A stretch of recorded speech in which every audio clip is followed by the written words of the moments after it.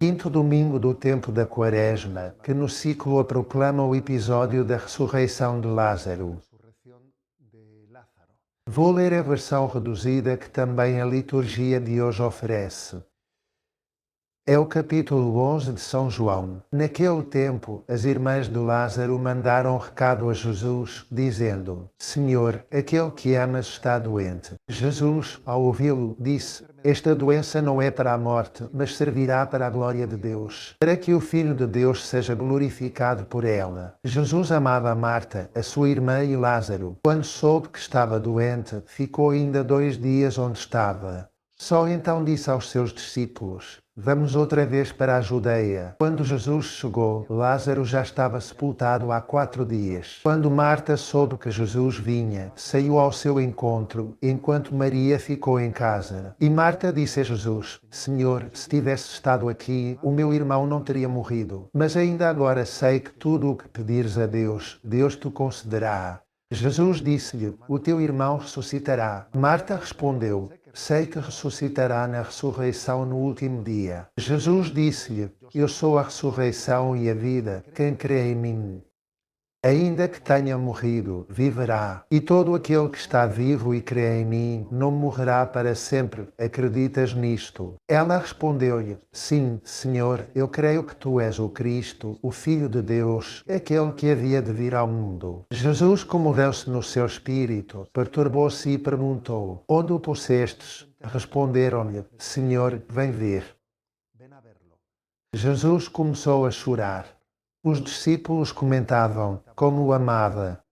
Mas alguns disseram: E aquele que abriu os olhos a um cego não podia ter impedido que este morresse?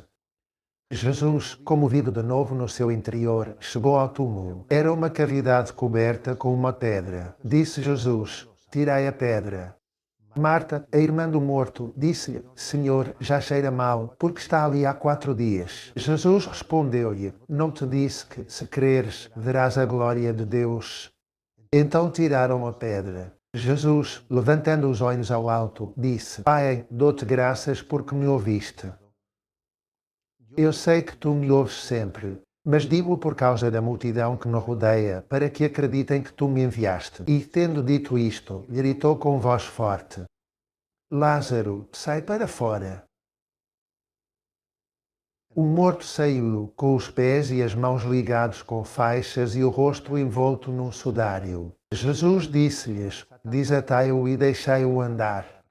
E muitos judeus que tinham vindo à casa de Maria, ao verem o que Jesus fizera, acreditaram nele. Porque se lê este Evangelho no domingo anterior ao domingo de Ramos, no início da Semana Santa.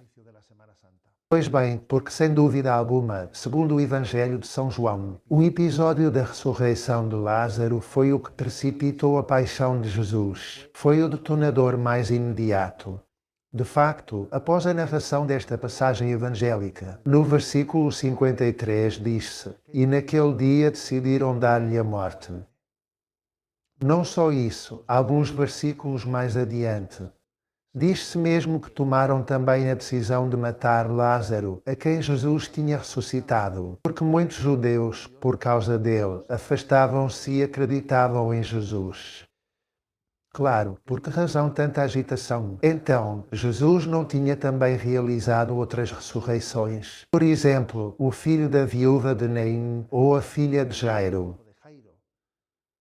Por que motivo, nesta ocasião, o estabelecimento judaico reage de forma tão notória? Pois, porque é uma família muito conhecida. Porque tinham vindo centenas de judeus tinham descido de Jerusalém a Betânia para os funerais. Estava morto há 4 dias. O cadáver já estava em decomposição. Foi um milagre muito impressionante, não é? Era impossível olhar para o lado. Isso obrigava todos a tomar posição a favor ou contra Jesus, não é? Pois bem, uma vez feita esta contextualização, agora, seguindo os padres da Igreja, somos chamados a descobrir 3 ensinamentos fundamentais neste episódio. 3 ensinamentos. O primeiro, uma confissão muito clara da identidade de Jesus. Vamos vê-lo. Santo Agostinho de Hipona sublinha o paradoxo que se dá nesta passagem. Jesus chora perante a morte do seu amigo. Portanto, é verdadeiro homem porque chora. E ao mesmo tempo ressuscita-o, portanto é verdadeiro Deus. As palavras literais de Santo Agostinho são: chorou como homem, ressuscitou como Deus. Por um lado, as lágrimas revelam uma compaixão humana real. Enquanto o mandato cheio de autoridade e eficácia, Lázaro, sai para fora, manifesta o poder criador do Verbo. A demora que Jesus teve em ir. Quando tinha recebido o aviso, a mensagem das irmãs de Lázaro, tinha sido uma demora. Demorou 2 dias a responder. Finalmente foi uma demora voluntária. Isso tinha feito parte do seu plano pedagógico. Não tinha sido indiferença, não.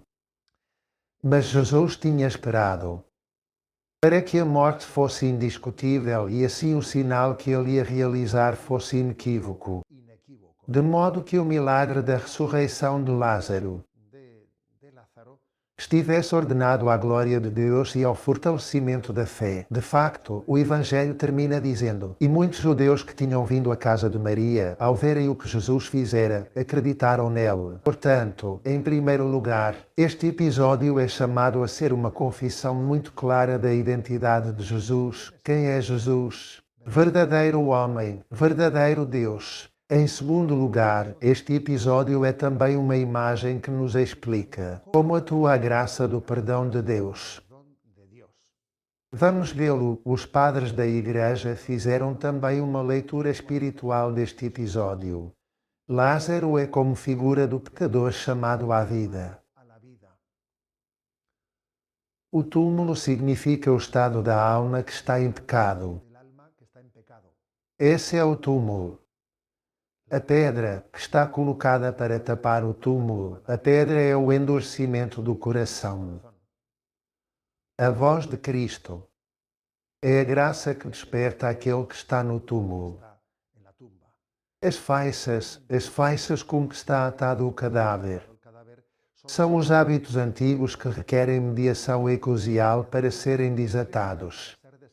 Sim, assim o dizem os padres da Igreja. São hábitos antigos, mas que requerem mediação eclesial. São as palavras de Jesus que diz: desatai-o e deixai-o andar. Este mandato, os padres da Igreja dizem que é a imagem da cooperação pastoral.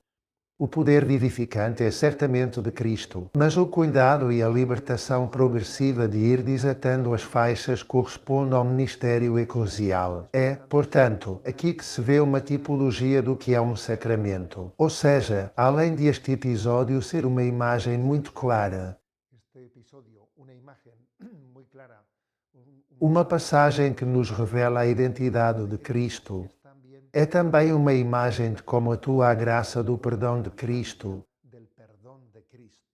através dessa mediação eclesial que vai soltando as faixas. Mas é a palavra de Cristo que é capaz de ressuscitar o morto do túmulo.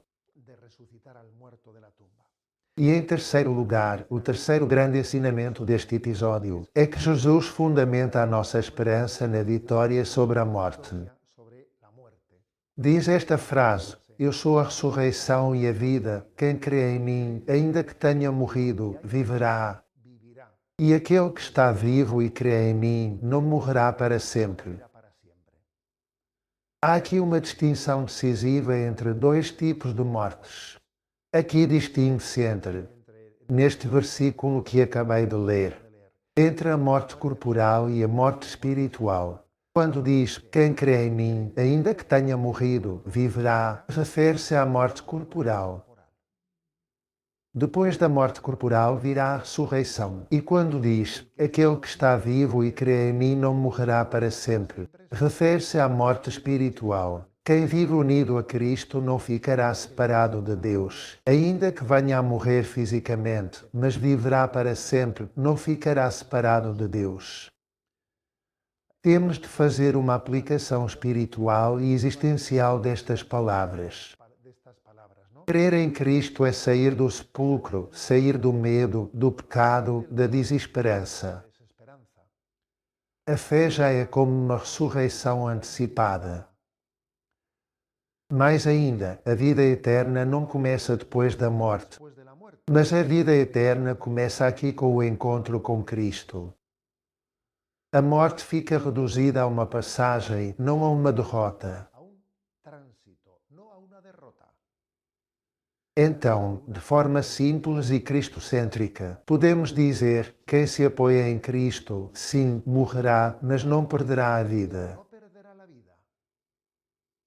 Assim entendemos estas palavras de Cristo: aquele que está vivo e crê em mim não morrerá para sempre. A bênção de Deus Todo-Poderoso, Pai, Filho e Espírito Santo, desça sobre vós.